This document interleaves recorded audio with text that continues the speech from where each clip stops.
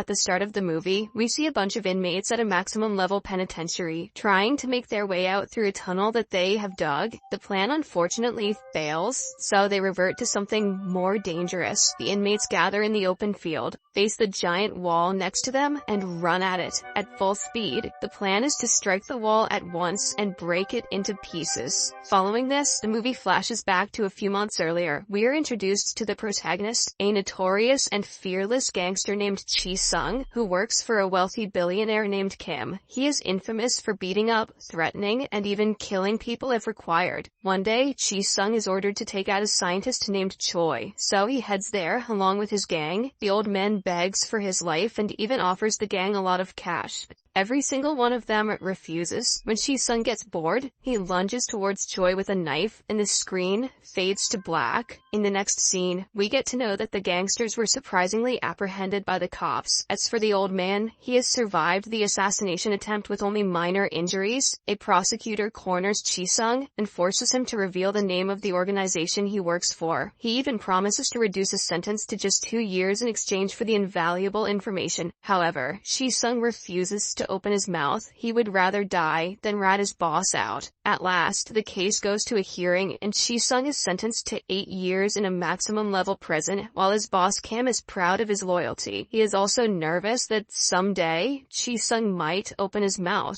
Later, when Chi-sung is being escorted to a cell, he hears someone whistling and immediately recognizes it. In the blink of an eye, he fights off the guards, breaks free from them, and rushes to the place where the sound is coming from. Chi-sung is shocked and delighted when he sees that his best friend and old associate Soon-tan is still alive. Sometimes I think Soon-tan is still alive too, but then I just burn. It turns out the latter had been sentenced to a death penalty a few years ago for murdering someone. Later, the two catch up in the playground and reminisce about their childhood. Soon-tan also inquires about his family, and when he learns that his parents have passed away, he becomes dejected. Nonetheless, he is hopeful that someday he will get out of this desolate place. During the lunch break, Chi-sung meets several other prisoners who have heard stories of his bravery and loyalty. They promise to help him with anything he wants in the prison, but group's conversation is cut short when the local bully gang arrives there and warns the newbies to keep quiet. Chi-sung stares at the leader for a while, but he doesn't react at the moment. Elsewhere, Kim goes to meet Choi at the hospital and proposes that they do business together. The latter is unaware that he was almost assassinated by the same person sitting next to him, so he agrees to the deal. He has one catch though. Since he was humiliated by Chi-sung earlier, he wants him dead. So, Choi asks Kim to kill the notorious gangster by the end of the week.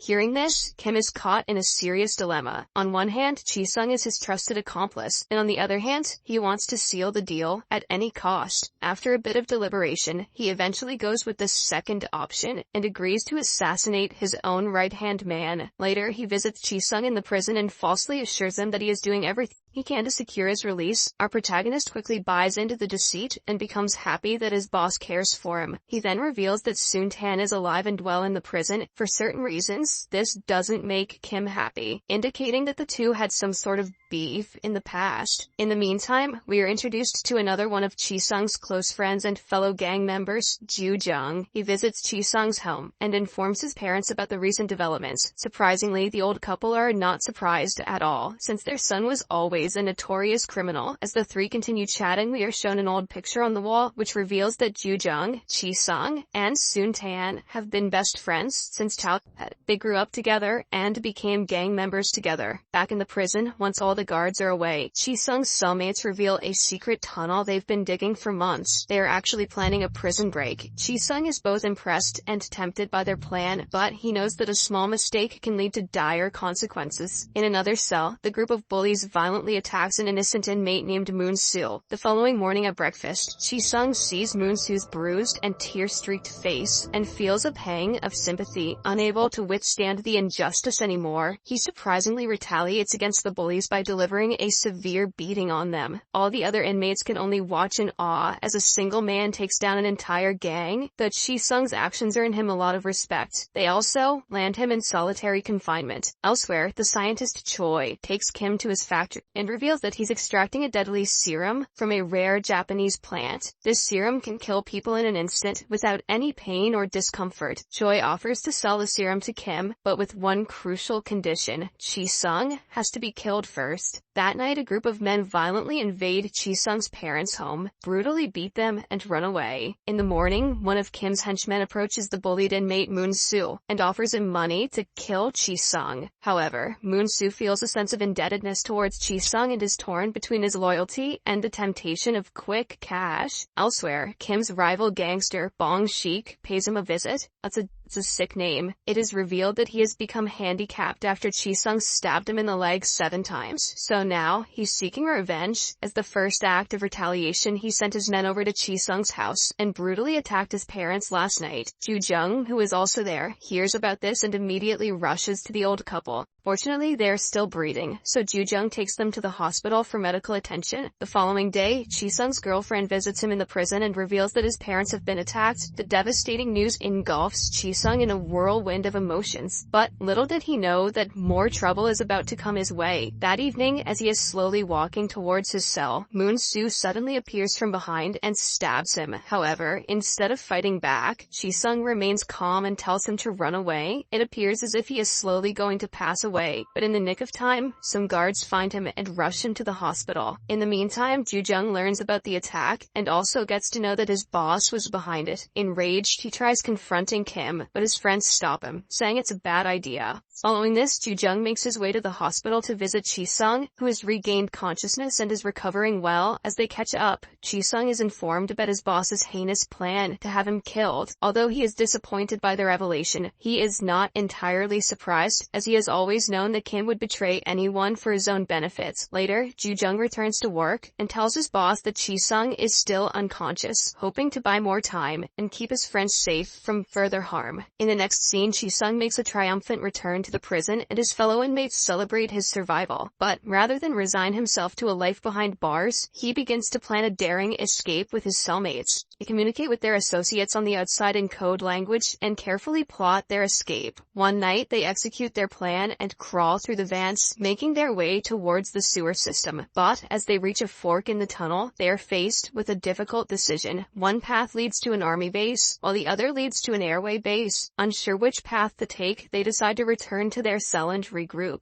The following morning, the group starts digging an underground tunnel, hoping to find the correct path to the airway base. They work tirelessly for weeks, putting in all their efforts and sweat. But one day, the prison warden announces that everyone is being shifted to the 2nd floor. After their tunnel plan falls through, Chi-sung and his group come up with a new plan to escape the prison by destroying the old surrounding wall. They attempt to push it down every day during their break time, but only end up hurting themselves. The guards watch this from their towers, but only make fun of them, knowing that their efforts are futile. However, one day, unbeknownst to all of them, the wall finally starts cracking. Meanwhile, Ju-jung and his fellow gang members are in the countryside, playing with their new weapons. When Ju-jung fires a shot in the air, it accidentally hits a plane flying overhead, causing it to spiral out of control. Out of all the places, it crashes right outside of the prison. As the wall breaks from the impact, Chi-sung and his friends make a run for it, and many other inmates follow suit, resulting in chaos inside the prison. Over half of the prisoners manage to escape, including Chi-sung and his 4 friends. In no time, the news of the prison break becomes national headlines, and Kim's gang also learns of it, making him nervous. Meanwhile, Chi-sung and his group hide inside a photo studio and take the owner hostage, so as to evade the police. They also manage to steal clothes from a nearby dry cleaner and change into them to avoid being recognized. As they watch the news, they learn that one of their gang members, who was caught by the police, has revealed their gang's name as Love and Friendship.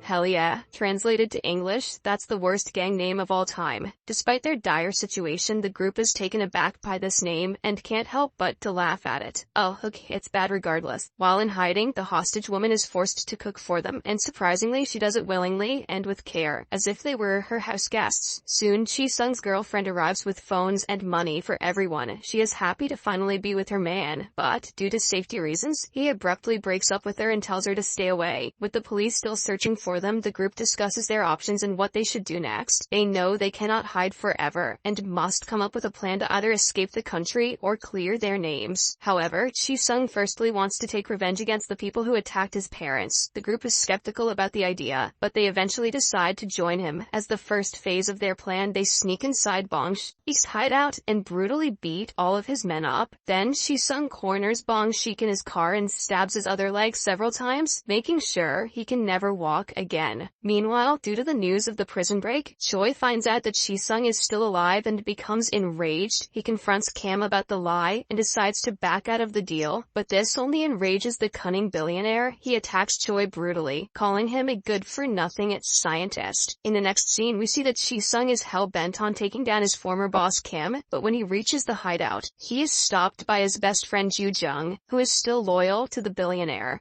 Both of them ask each other to step away, but when neither of them budge, a fight ensues. Chi-sung obviously emerges victorious, and once he is done with his friend, he and his group take down the other gangsters. Amidst all this, Chi-sung notices Kim trying to escape, so he follows them in a car. But once again, Joo-jung stops him, this time with a gun in his hand. Chi-sung warns his best friend to get out of the way, but when the latter doesn't move, he has no choice but to drive at him at full speed. In the last second, Joo-jung shockingly puts his gun away, revealing that he never intended on pulling the trigger. But by this time it's too late, as Chi-sung fails to stop the car in time. He crashes into his best friend and seriously injures him. Riddled with guilt and sorrow, he immediately loads Joo-jung into the car and drives him to the hospital. Meanwhile, all his friends are arrested by the cops one after the other. Chi-sung himself is chased by several police cars through the busy streets of Busan. He has the chance to escape via a dark tunnel, but he decides to stay on the road and reach the hospital. Unfortunately, the decision turns out to be the wrong one, as the cops soon corner him. As Chi-sung comes out, he notices that Kim is also at the same junction. Coincidentally, in a fit of rage, he takes out a knife and attempts to kill the billionaire, but right then, a half-dead Joo-jung gets up and shoots Kim to death. For his actions, he is shot multiple times by the cops, but at least he saved his best friend from further trouble. The screen fades to black as we hear Chi-sung saying, "I'm sorry, Joo-jung. I'm sorry for everything."